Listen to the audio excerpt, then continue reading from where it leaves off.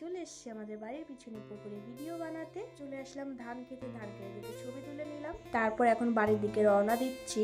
যেতে যেতে দেখলাম গাছে দুটো ছোট ছোট কাঁঠাল ধরেছে, আরো ধরেছে, বাট এই দুটো আমার ভীষণ ভালো লাগছিল। আর এটা দেখো আমার বাড়ির পিছনে রাস্তার গাছে দেখো ভেন্ডি ধরেছে। অ্যাকচুয়ালি এটাকে কি গাছ বলে, কি ভেন্ডি গাছ বলে তোমরা কিন্তু অবশ্যই বলবে। এটা আমার মা লাগিয়েছিল, মানে এতটা বড় হয়ে গেছিল আমারও মনে ছিল না। আর খেতে যাই হোক শক্ত হয়ে গেছে। এখন যাচ্ছি বাড়ির দিকে। এটা দেখো আমাদের বাড়ি প্লাস্টার করা এখনো কমপ্লিট হয়নি। তো তারপর চলে আসলাম একটু লাইভে আড্ডা দিতে। তারপর এতটা খিদে পেয়েছি কি বলবো তোমাদেরকে। যাই হোক ভাত নিয়ে বসে বললাম। দেখো এখানে আছে মাছ ভাজা, মানকচু বাটা, আর এটা হচ্ছে রুই মাছ, কাঁচকলা আলু দিয়ে পাতলা করে ঝোল, যেটা আমি রান্না করেছি, ঠিক আছে।